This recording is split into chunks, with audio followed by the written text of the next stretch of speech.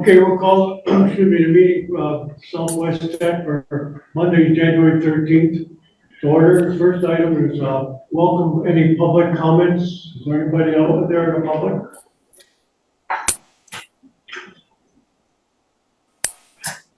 Beside our membership.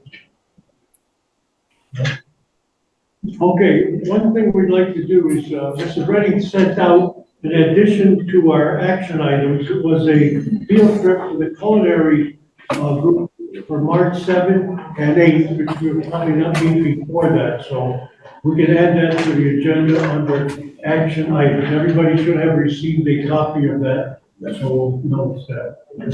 Okay, under the consent agenda, minutes from the RGB full board meeting on Monday, December 9th. So moved. Second, okay, all in favor? Aye. Okay, payroll warrants, 10/22 and 10/25. So moved. Second. Any questions on the payroll? Seeing none, all in favor? Aye. And vendor warrants 10/21, 10/23, and 10/24. So moved.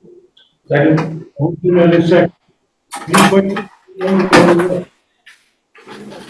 Seeing none, all in favor? Aye.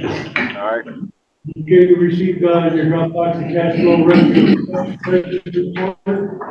Any reports? Any application policies? None? Okay.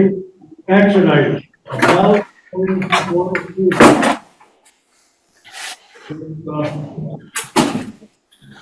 Our treasurer. So the budget was warned and approved by this board in December. The warning for our annual meeting needs to be approved and signed by each regional governing board member.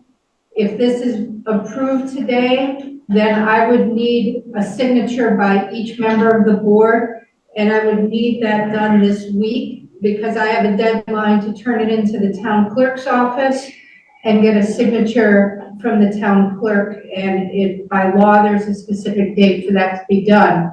So if you are attending this meeting online, and for board members who aren't present, we will be reaching out to you to arrange a time that you could come in here and sign this warning if it's approved. The warning itself is for the annual board meeting that takes place at the floor meeting for the town of Bennington. It was put in the Dropbox, so you should see a copy of it, but to highlight some of the things that are on there, we will be meeting, so that would be the board, we'll be meeting Monday, March 3rd, 2025 at 6:30 p.m. at the Bennington Firehouse on 130 River Street, Bennington, Vermont. Again, it was requested by this board that we return back to the firehouse. In the past, we've always been at the firehouse for the floor meeting in Bennington prior to COVID. Once COVID hit, we were doing remote meetings. Then we went back to the firehouse after COVID. And last year was the first year we held a meeting not at the firehouse. And based on the voters, the community, there was a request that schools return back to the firehouse because it makes it easier for them. They're not running from meeting to meeting. So we heard the request. We talked with the committee, and the finance committee agreed that we should return back to the firehouse. So the top part of the warning says that we will be meeting there. Again, it is a board meeting at the annual floor meeting of the town of Bennington. So all the other communities that we serve will also have this warning and know that if they have any questions about our budget, that they could join that meeting Monday, March 3rd, 6:30 at the Bennington Firehouse.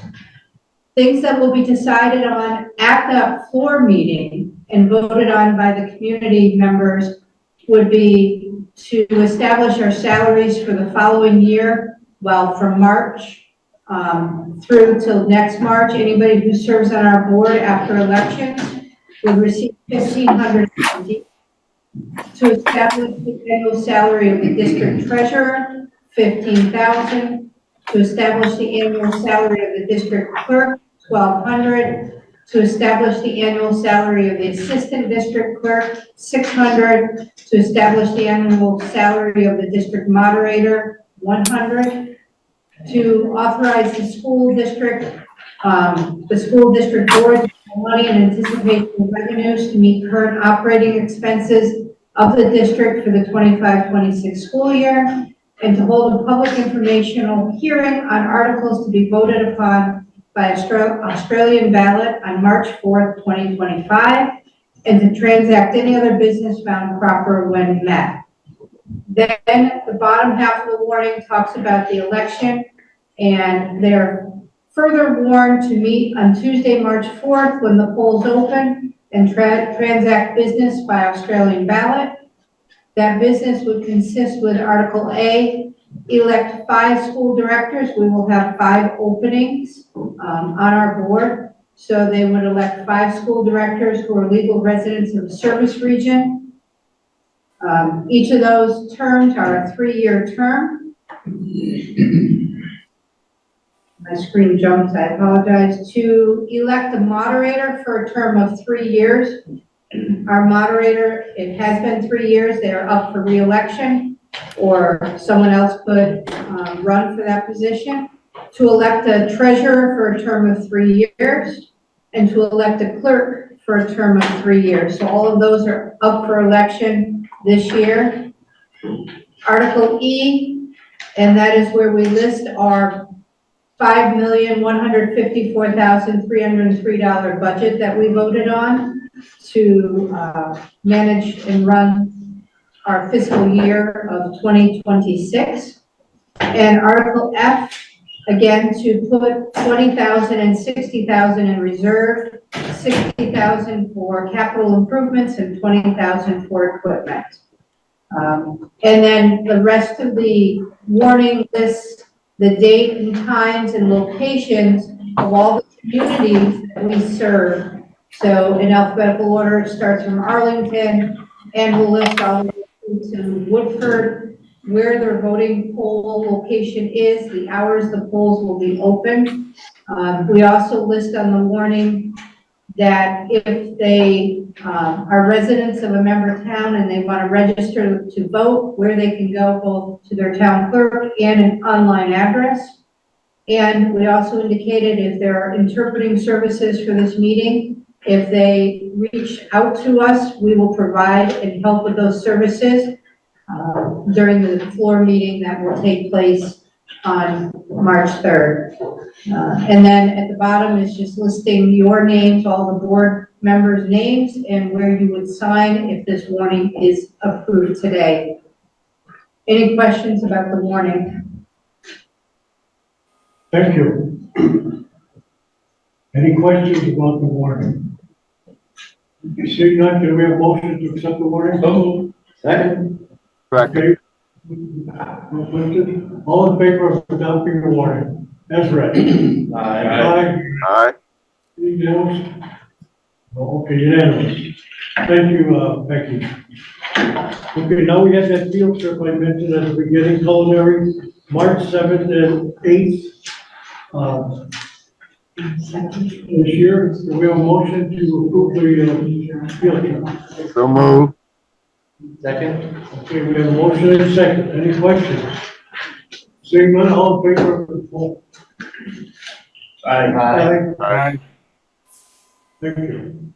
Superintendent's report. Okay, good morning and happy new year to everyone. So just to give you a few updates on what we've been doing here at the center. Each of you in front of you have a copy of the Southwest Tech Updates newsletter. The law enforcement, in the law enforcement program, students have been deepening their understanding of motor vehicle law and preparing for midterm exams while gearing up for practical role-playing scenarios. Ms. Knox is looking for volunteers to role-play. They're seeking volunteers to participate in traffic stop and suspicious person scenarios during the first week of February, if anyone is interested. Graphic arts students are working on some exciting projects in the community. The year 3 students are working on deliverables for the May Bennington 250 event, commemorating the March to Fort Ticonderoga. The projects include historical maps, informational pamphlets, wayfinding materials, posters, banners, and more. Manufacturing students are working on organizing our current welding area to organize that space to make it more efficient, in the hopes that in the future we may be coming back to the board and looking at expanding in that area. That would provide students with even more opportunities for hands-on experiences. Culinary arts, I am proud to announce that they came in first place for the ProStart virtual Vermont gingerbread house competition. That is new information that we just found out on Friday. So when we get down to culinary today, is one of our program tours, if you want to congratulate them for that hard work that they put into that event. They are also busy prepping for competitions. As you saw, they have their ProStart Invitational coming up in March. So they're busy preparing for that. There's some additional information in the newsletter around topics that they're covering in their daily classroom curriculum for you to take a look at. Medical profession students continue to engage in their rotations, particularly at the hospital and area medical facilities. They will continue to do that into the beginning of next semester. When the second year students stop their rotations, we'll have a couple weeks off, and then the first year students will start their rotations, so that all medical profession students are engaged in the field in our community, applying the practical knowledge that they learn in their classroom directly to the work site. They're continuing to expand their knowledge of anatomy and patient care. Building trades and forestry continue to be involved in community projects. Building trades, they're currently, the second and third year students are working on sheathing the walls and setting trusses for the Little League maintenance building. And forestry and heavy equipment students are wrapping up a right-of-way clearing job that they've been working on. They've learned how to fell trees with various skills levels, utilizing the programs Dozer and Backhoe. Business management students are continuing to work on their resume building. They are also, sorry, I'm fumbling through here a little bit. Business 2 students are nearing the end of their employment law unit and transitioning to human resources.